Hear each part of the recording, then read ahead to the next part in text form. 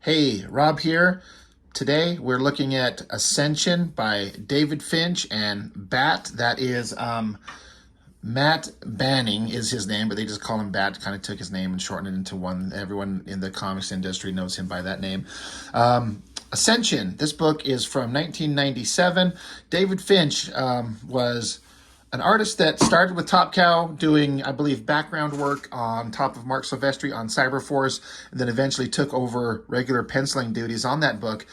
And in my opinion, his artwork combined with the stories that they were doing on Cyberforce is when that book actually became the most interesting version of itself, which happened a lot with the Image books. A lot of times the original creators, in a few instances, had their own books, and it wasn't until they handed it off to different writers and artists that those books became the best versions of themselves. And David Finch on Cyberforce, I think, was that.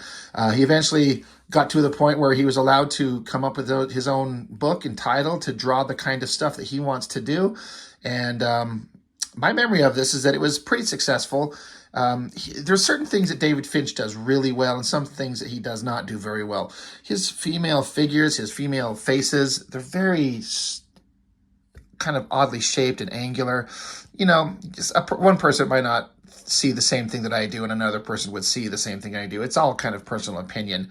But he wanted to draw a book with the kind of stuff that he likes to do, and you'll see that on display. You'll see all the kind of things that he does really well in this book.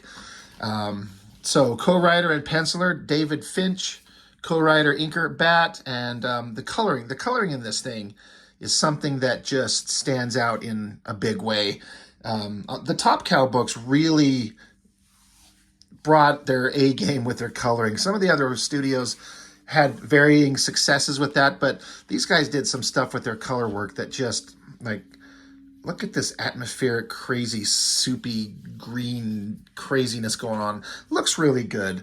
But David Finch, this guy is someone who could draw the big, muscular, angular, superheroic nonsense stuff that we all loved, but he also can draw everything else, including believable details. Like, look at the gear on this guy's face, the goggles, the things over his ears, this backpack, perfectly great looking vehicles, helicopters.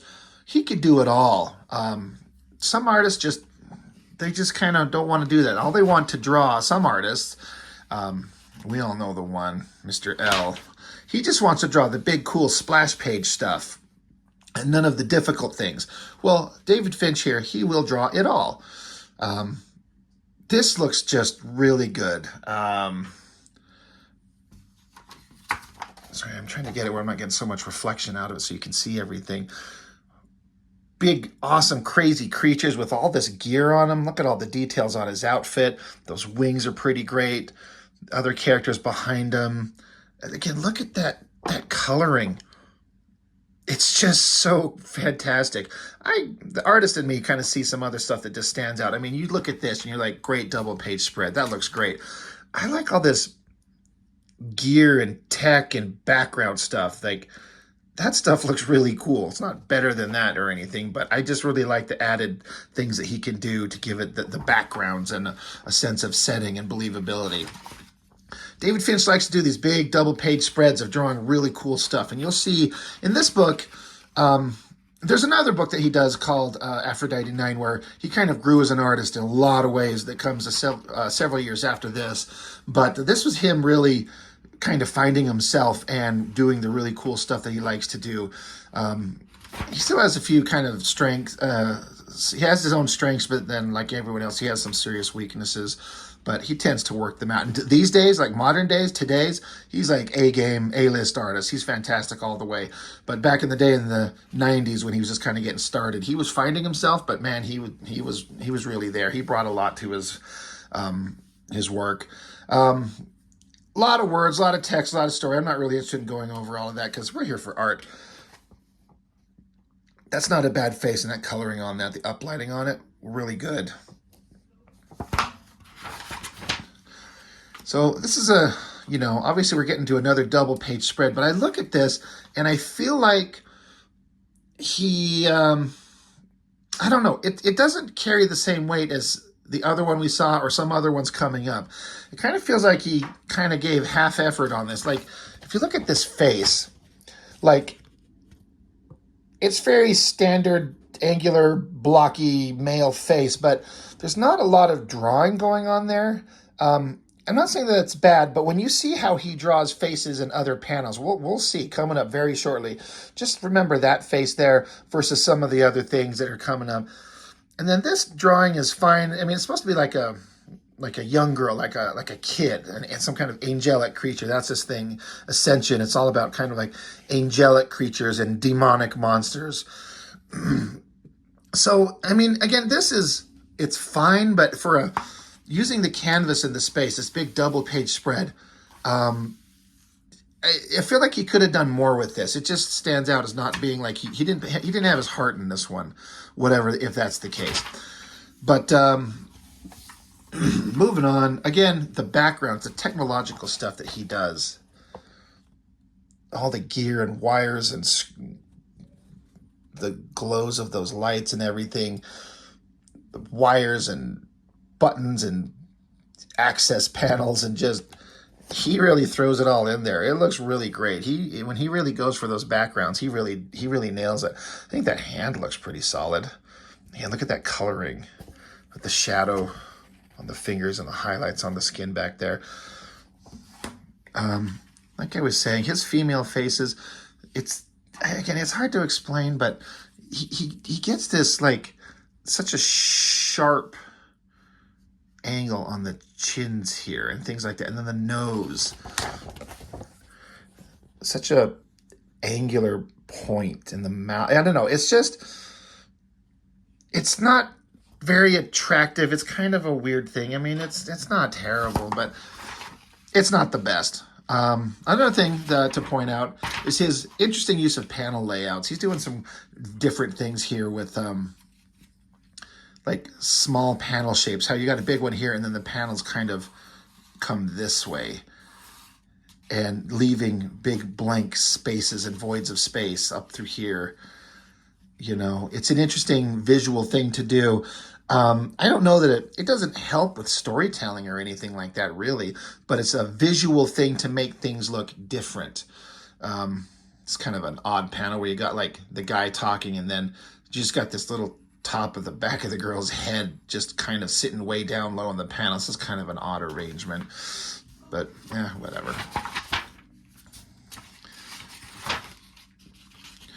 And talking about the stuff that this guy can draw that some others just can't or won't. Like, look at that great detail on that building. Like, he doesn't skimp on it. When he goes for it, he's going to throw everything in there. That building looks great. And then look at this interior shot of this guy's office. Like, you got a desk with lamps and computers and little knickknacks and doodads, and then all this, like, scroll work. I hope it's coming through all right. This scroll work on the desk, very elaborate. This chair sitting in space in proper perspective. And it's not just a straight angular chair. There's, like, detail on it. Bookcases filled with books and things on the walls. Like, that's a detailed office that has all these details. It feels like it's an environment that's being lived in, and you get it, you believe it. That's just really good. And a great vehicle, you know. It's kind of weird to use up so much real estate on the page to draw just a big shot of the truck, but whatever. It's a choice, and he made it. I like that Jeep. Again, look at the coloring, doing a lot of the heavy lifting here with this background and the smoke coming out from it. That's a pretty solid looking Jeep. I'm sure he probably traced it. I don't say that as a negative. Some people seem to have a problem with it. I don't. That looks really good. I like this picture of the eyes. He's got the brow and his eyebrows. They look like they're sunken in, like it's a three-dimensional shape. It looks good. That face does not look good. I was going to be honest about it. You know, you're drawing it's that angelic kid, and so you're trying to draw a youthful face. So you do bigger eyes, different size features to make her look youthful and much younger than the grown woman. It's okay, but something about it just looks distorted and weird and kind of funny. It's not great. It's not the best version of him. His artwork. It's okay, but it just stands out when it's such a big image. It just kind of stands out. I'm not really super digging it. But There's another big face, heavily rendered with shadows and textures and cross-hatching. Very big, serious stuff. Looks pretty solid. Uh-oh, they're running. She's thinking. Hand smashes through the glass because it's these bad guys coming after this young angelic girl for whatever reason. Like I said, I'm not really super interested in getting into the story here. We're talking about the artwork. Speaking of artwork, he's going to do another big double-page splash of these wicked cool-looking bad guys. Doing muscles and swords and daggers and belts and straps and wings and all kinds of cool stuff. He is really selling you with his artwork, and it's working. I'm there. That little panel of the guy jumping, I kind of feel like he kind of, I don't know, that's not a great drawing. He clearly spent all his time and effort and interest on this, which is fine. But when you throw in a little weird panel that just kind of, I don't know, it looks kind of odd. But that's our heroic guy. He's jumping in to save the day, and suddenly he's growing claws and ripping people apart. That face is pretty cool. But yeah, he's ripping into these bad guys. Why, how, who, what's going on? It's a big, bloody, violent mess. Look at that, I know, look at that coloring in the background. Just really wild. Digging it. So our guy here, he's just tearing people apart, literally ripping heads apart right at the jawline. He's like, holy crap, what's going on with me? He's transforming. He's turning into something else is happening to him. Let's get a close-up on that. Like, out of his back, it's saying, pop, crack. What the hell is going on? He's screaming. It's the prophecy. He's fulfilling his role of looking like an angry, grunting face. What happens to him? Well, let's flip it over. I bet you it's a double-page spread. Oh, my God, it's like I knew. Man, hard to orient this thing to get it all on page. Here's the artist, just, again, double-page spread. He's going to bring his A game. He's going to show you the best version of what he can do, and that's pretty epic. Angular, angry, badass-looking face. His hair blowing in the wind. These wings. Look at the ink texture on this. The inker on this. He's really, really good. I've actually met him once at a comic convention, and I got to go stand and talk shop with him and business and techniques. And he's really a great guy. I really enjoyed talking with him, and he was telling me all kinds of neat stuff. And again, this is 97 on this book. So that long ago, to be an inker and have this much control over his tools, it's inspiring. But great shot. Kind of, I don't know. I don't think he should have done that backhand and all silhouette. He should have just drawn that out. But pretty awesome looking. Like you can't help but flip that page and be like, damn, that's pretty epic. Okay, so we're gonna do another big visual art thing with a big giant face. To be continued. So, you know, the preview of the next page or the next book, issue 2, Ascension #2.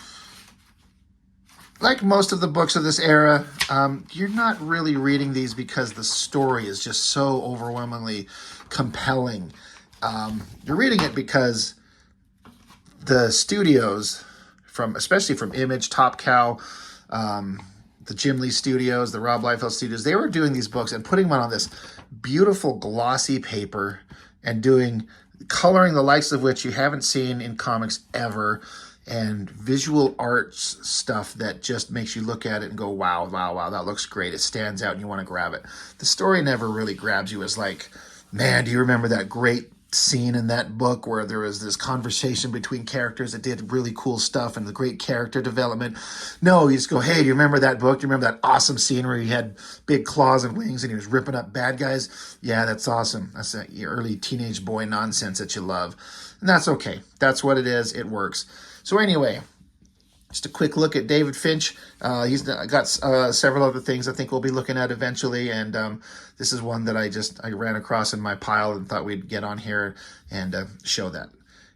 Good stuff, good book, and I guess that's all I've got for now, so thank you for watching. I appreciate it very much, and we will see you next time.